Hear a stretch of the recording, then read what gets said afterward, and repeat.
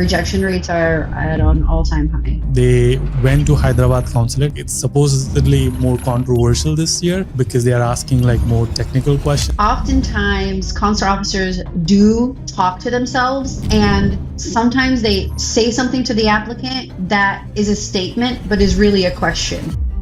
LLM, he was like, what LLM? I told him that it's a large language model.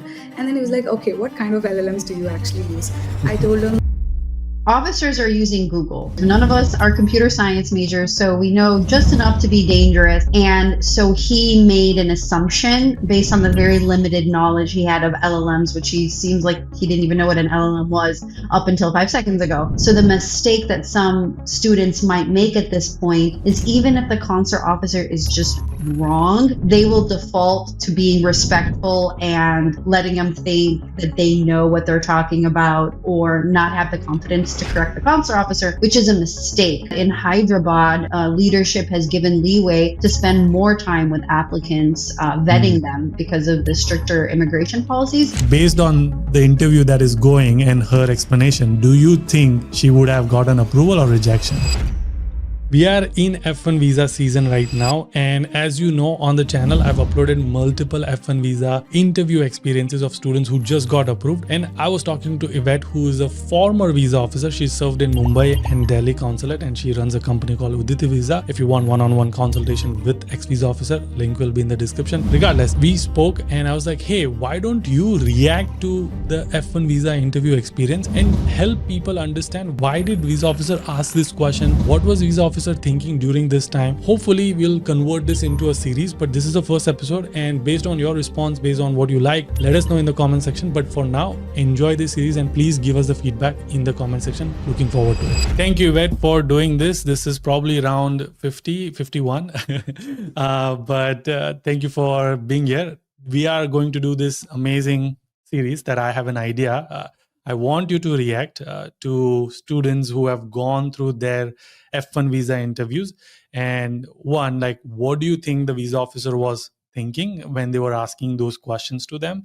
And then two, I also want you to guess, like, what do you think, they got approval or rejection, or would you have decided otherwise? Yeah, so that's kind of the series idea. But before we get into it, let's do a quick intro of who you are and what you do. My name is F-1. I worked for the U.S. government for 11 years. I worked for the State Department, and I adjudicated 40,000 visas. I worked primarily in India, Mumbai, and Delhi. And I started a visa interview prep company with 4 other ex-consular officers. They've worked all over the world. A couple of them are retired, and we help with visa interview preparation for any visa class. So that's what we do. Nice. And again, I know there is a visa season going on, and not just that we focus on F-1 visa, but for students who want to prepare for F-1 visa, mock interviews, and like the S-160s and all of that, you people can schedule one-on-one with you or your team, which are obviously all ex-visa officer, and they get discounts, if they use they get a discount, right? Yeah, if you put UDJ on checkout or use the link below, you get a nice discount for a prep session with an ex-visa officer, which, especially if you have a denial, we really help you, not just with mock interviews, but really understanding your story, communicating your story, and having confidence at the visa window, avoiding the mistakes, the pitfalls. And right now it's even more important than ever because rejection rates are at an all-time high. It's tough. Yeah. But all right, now the fun segment. So again, this student, I just did the video with them. They went to Hyderabad Consulate, which is supposed to be like, it's supposedly more controversial this year because they are asking like more technical questions and all of it. But I want you to react to the visa interview. And it was 5-minute long visa interview. Can you believe that? In India? So That's the time. yeah. So I'm going to share my screen and then we'll play it, and then let me know if you want to stop and share your thoughts and things like that. Okay. Okay. Right. Here we go. So I'm going to start where this person is talking about, like they are in front of the window now. So here we go. 5 waiting near the counter. So I think that's the reason why they made me to shift the counter, because I was waiting behind a person already. So when I went there, it was like, yeah, how are you doing? Can you pass me your passport and I-20? And then I did. I didn't know he was reading it out loud. He was saying, okay, master's in. So I just wanted to complete it. I thought he's asking me. So I was like, okay, master's in computer science. He's like, no, master's from University of Minnesota, computer science. Okay, cool. And then I think So he I'll thought I'm add from something here, IIT. Beauty. Yeah. Yeah. So oftentimes consular officers do talk to themselves, and sometimes they say something to the applicant that is a statement but is really a question. So masters of computer science, they'll look at the applicant, they'll say masters of computer science, and the applicant will be like, is that a question? So this officer was kind of doing that. I did that a lot. So it's because consular officers are processing what they have in front of them. It's the first time they're seeing it, thinking out loud, speaking out loud. So if seems like a half statement, half question, go ahead. Take the bull by the horns and say, yes, that's correct. It's a master's in computer science. I've been doing this, or this is the university I've gone to. So go ahead and have some confidence. And if you feel like it's appropriate, you can go ahead and talk at that point. Nice. I like that. Nice. Okay. Madras. So he was like, oh, you did graduate from IIT Madras. So I had to tell him twice that no, it's not IIT Madras, it's Madras Institute of Technology, which is one of the university departments of Anna University. So I had to mention him twice. He, by mistake, thought it's IITM. As soon as I told him that, he was a little, okay, Like it's disappointed. MIT. Disappointed in my answer. Would you be disappointed? I would be okay with the assumption that you went to an IIT and been like, honest mistake, officer. I'm just going to roll with that. Anytime an officer accidentally thinks you went to Yale, Harvard, or an IIT, I would be like, I corrected him once. I did my due diligence, but that's just me. Yeah, but would you be disappointed the way she was saying, like, oh, you didn't go to IIT? I would be, because an IIT is an easy approval. Like if you went to an IIT, it's a check box for me. So I would be a little bit disappointed. I can see why the officer was. Okay, nice. I could really see that. And okay. And then he asked me, which program did you do in your UG? I told him it's a Bachelor of Technology in Information Technology. And I did answer. I mean, I was not sure because I was a little tense. So I did say him that there's nothing different from computer science and IT. I did say you him, added that. yeah, added that point as well, because Okay, what would you say? Like, would you advise people to like explain it that, hey, it's not different from computer science and IT, it's the same program? It just depends on the context. Let's see what else happened. Yeah, okay. I don't want him to ask why now computer science if Yeah. he is not aware of it. So I just wanted to be sure, make sure that both are similar, and I convey that. As soon as I said him that, he was like, okay, you graduated in 2023. What I've been doing since then? So I told him that I've been working as a software development engineer. So he's like, okay, what do you develop? What do you exactly do? Be very, specific about it. So it's like, okay, we optimize and then use LLMs and for this so-and-so cases. So he was like, okay, what kind of LLMs do you use? First, when I said him LLM, he was like, what LLM? I told him that it's a large language model. And then he was like, okay, what kind of LLMs do you actually use? I told him it's the LLM names, the T5, GPT, Llama. So he was like, okay, so you don't, okay. He was like, okay, you don't build anything. You just use an existing one. It was like, oh my God, why did he just tell me that? So I wanted to make sure that I somehow insert the reason why I'm going to do masters. So I was like, no, but then we optimize it for our use case. And this is also the reason why I do have an interjection here. Yeah. Okay, so officers are using Google. None of us are lawyers. Well, maybe a couple are lawyers, but none of us are computer science majors. So we know just enough to be dangerous. And so he made an assumption based on the very limited knowledge he had of LLMs, which he seems like he didn't even know what an LLM was up until 5 seconds ago. So she needed to have enough confidence to say no and then clarify her points. So the mistake that some students might make at this point is, even if the consular officer is just wrong, they will default to being respectful and letting them think that they know what they're talking about, or not have the confidence to correct the consular officer, which is a mistake. So here, it's in your best interest to go ahead and correct any assumptions that could get your visa denied. Yeah. How do you think she's going so far?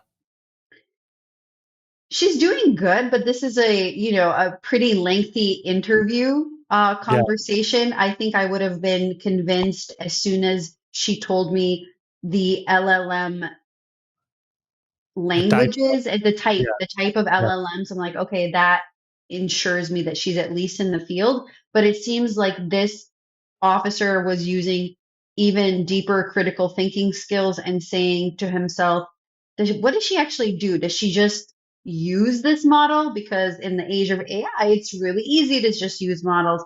Or does she do something a little bit more technical? So he really wants to know how extensive is her technical knowledge. Okay. Well, there's more to it. So let's keep watching. Here we go. In that case, I can build an LLM system from the ground up. So I think he was quite okay with that answer. So he was like, okay, what is LLM? So I had to tell him what LLM actually is. He actually mentioned, you have to tell me in a way that I'll understand. So I was like, okay, how will I actually say it to a person who actually, Did it feel like a Viva exam? Exactly, it does. And he did ask me a lot of questions though. I did explain him, and then he was waiting for me to even continue my answer. So I did take a deep dive into the technical part of it, and then he was fine with it. And as soon as I said him that, he was like, okay, what tech stack do you actually use in your... Oh, wow. Exactly. So I told him, like, for front end we use Angular, for back end we use Ruby on Rails. So he's like, oh, you don't use Python and you're into AI? I was like, yes. And it is possible to do it because we optimize at the system level. So it is possible to use it. When I told him that, he was okay, because I wanted to give him a very short answer. I don't want the conversation to be very long. So I just told him that. He was like, okay. And then after that, he was like, how many universities did you apply to? This was a very common question. So I was like, okay, I applied to, other than University of Minnesota, I did apply to 4 other universities, which is University of Colorado Boulder, Northeastern, and then Wisconsin Madison, and the University of Illinois Urbana-Champaign. He was like, okay, how many admits did you get? I told him 2 other admits other than this, which is Colorado Boulder and Northeastern. As soon as I told him, it was like, I was expecting him to ask, why did you choose UMN over the other? Yes, that's the usual one. But then he didn't ask me that. He was like, okay, did you write GRE? I was like, no. I don't know. Why this question? Did you write GRE? This officer really wants to approve legitimate students who have aptitude in their field, who can think on their feet.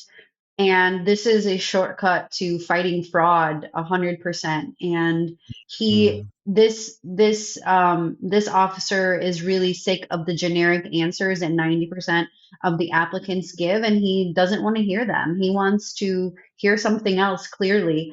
And it could be that in Hyderabad, leadership has given leeway to spend more time with applicants, vetting them because of the stricter immigration policies.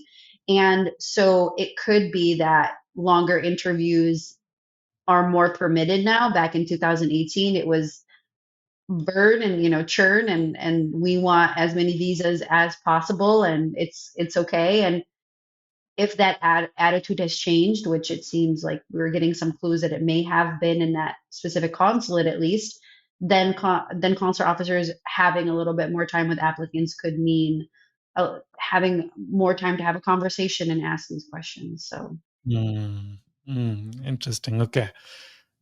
What to say after that? I just stopped at no. It was like, okay, at least how did you just tell them that you're proficient in English. I told him it's IELTS. I did write IELTS. He's like, okay, did you write statement of purpose? I did say yes, yes. According to the university, I did. Interesting. Yeah. I guess Yeah, because a lot of hmm, yeah. interesting. After that, he was like, what are your parents doing? I told him like I was raised by a single parent and my mom is running a business in partnership. And he was like, is she going to fund your education? I said, the primary source is going to be a bank loan, which is sanctioned for about 80 lakhs. Other than that, I do have personal savings. And he was like, okay. He was asking me 80 lakhs. And then I had to tell him in USD Yeah. so that he was looking at my I-20. So I want to make sure that it matches with I-20 because it I was in have something dollars to and say. USD. Did the Yeah. officer not know how much 80 lakhs was? Is that the impression you got, Udi? Yeah, that's what it looked like. She's trying to say that the way he reacted, he may have not know what is 80 lakhs. Okay. So if that's the case, then that tells you 100% that this is a brand new officer to India Mm, because by a month into it, you should know what the conversion is approximately. So mm, it could be that this is a brand new officer and he's asking a little bit of questions that pivot from the norm because he's getting his bearings in India. mm. Got it. Okay. Yeah. And that's probably why he's spending more time, or maybe like you said, the leadership has given more time It would to be vet. odd if he didn't know Lax, right? At this Yeah. point. Yeah. Okay. Here we go. Yeah. So I told him the in dollars. So he was like, okay with it. And then he moved on to the next question. He was like, okay, Oh, what still will next you question. It's still not done. exact? No. Okay. He was like, what is your course duration? But because in the I-20, it says 3 years, Hmm. but it's actually 2. So I told him it's 2 years, but then in I-20, So Yudi, I think that's a good answer. It's a good explanation. Okay. Yeah. to the next question. What will you do when you come back to India? What kind of job you'll get into? I told him senior AI engineer. Then Hmm. he was like, do you really think you'll get into a senior role after doing just 2 years of masters? I told him yes, because I do have work experience in the same line of field for 2 years, and I do have my tech lead who did her masters and then came back, and she joined as a senior developer. So I told him that yes, it is. I've seen examples and it is quite possible. How would you, like, let's say you asked her this, what is your plan after masters? And if she said, like, she's going to be senior, and then she's like, do you really think you will become senior AI? What would you react? Like, what would you do? Her answer is perfectly fine. She answered it well because she had confidence. So sometimes it's not just what you say, but it's how you say it. And she's exhibiting a lot of confidence and Mm. humor at this point in time. So this interview is going well. I mean, certainly lengthy. And But in your case, you would have approved it, correct? I would have approved it a while ago based on her admissions and her work experience. I wouldn't have continued because this is clearly a legitimate student to me. However, this consular officer wants to ask more questions. Yeah. So, like, based on the interview that is going and her explanation, do you think she would have gotten approval or rejection? She at this point would have gotten a approval. At this Mm. point, she seems like she's heading towards that path to me. Okay. And I never used to really ask, what are you going to do after you come back to India, really, especially for STEM majors, because I always get generic answers and they don't necessarily help make my decision. I focus more on the quality of the student and if I feel like they are going to for sure pass their classes and they're able to fund their education. I mainly focus there. Got it. Okay. Here, I think we are getting to the end now. So here Since we I, are. I do have experience. So he was like, okay, how much do you expect them to pay you? And then I did know it because I have Googled it already. The first thing that will come up is 30 lakhs per annum. So I did say him that. He was like, oh, that much. Do you really think that much they'll pay you? Pay you in India? I was like, yes. What an odd officer. Yeah. Yeah. Yes, He's questioning your answer every single time. Like, yes. are you sure? Should we lock that answer? We should At figure one out particular point who of that time, officer is. We should figure out Yeah. who that officer is and see if we can catch more students that have had interviews with him, because it seems like Yeah. they're going to be the fun interviews. Yeah. Yeah. Yeah. Yeah. I thought, okay, he's going to reject me Yeah. anyways. Yeah. Let me be at least confident with my answers. So I was Mm. even Is that the right attitude? Like, she already in her head, she's thinking, I think I'm going to get rejected because it's so long and I've answered everything, but doesn't seem like she's convinced enough. So I'm just going to just be confident anyway. Her attitude has been good the whole time. So I think that anytime you do confidence, whether you think you're going to prove it or deny it, is a good call. Got it. more confident that when he he wanted to make sure that I was if I'm questioning I was you. like Yeah. yes, I was Yeah. like yes, I will get that salary. And then he was like, what do you currently get? Because in DS 160 it was something else, and then right now my salary is something else, so I had to tell the difference also. So after that he asked me something else which I couldn't actually hear properly, so I was like, sorry officer. And then he was like, nothing, place your phone Okay. No, she's saying please. years and then your visa is approved. Oh, Oh my god, wow. there's a lot of questions. Yes. Yeah. Anyway, so that was the whole interview. Any thoughts? Sometimes for longer interviews, the officer might also be curious about the major, wants to learn more about that niche, hasn't heard of that specific job. Sometimes I used to spend more time with people in the sciences that I thought were doing something interesting, an interesting piece of research. I don't know. He could have thought she was cute for all I know. Like, so I Yeah. have no idea. It's some in India, it's very unusual to have that long of an interview, and especially because it was so flat, right?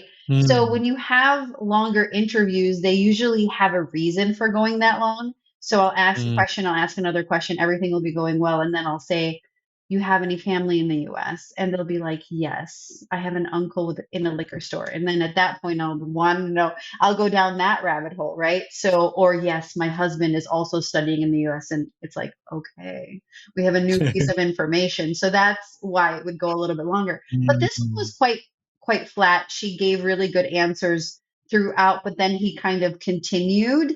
So it was just, it didn't seem like he was looking for anything in particular or was going down a rabbit hole, but rather just continuing on. So it seems like he had the luxury of time.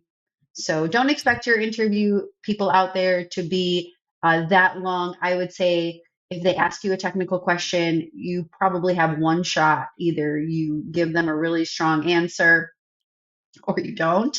And maybe you'll get one or two more follow-up questions. But in general, in India, it's going to go a lot quicker. But nice reflection and congratulations to the young lady. And I wish her well in her program. Yeah. Yeah, amazing. Thank you again for reacting. There's many more that we're gonna be doing. So I think this is gonna be fun to do it with you. So see how things are going and see what you think. And I think it's actually very helpful for me to understand, like, oh, this is why they must have done it. I mean, we are obviously speculating, but it's interesting to me. Absolutely. And if you thought it was interesting or have thoughts and comments and want to see more of these videos, definitely comment below. And don't forget to subscribe to my channel too at Udeti Visa, so we can see you on that channel too. Yes, absolutely. And again, if you need more help with visa preparation, link will be in the description. Discounts available. But you've had how we always end the video. Until our next one. Keep smiling, keep hustling. Nice. Okay.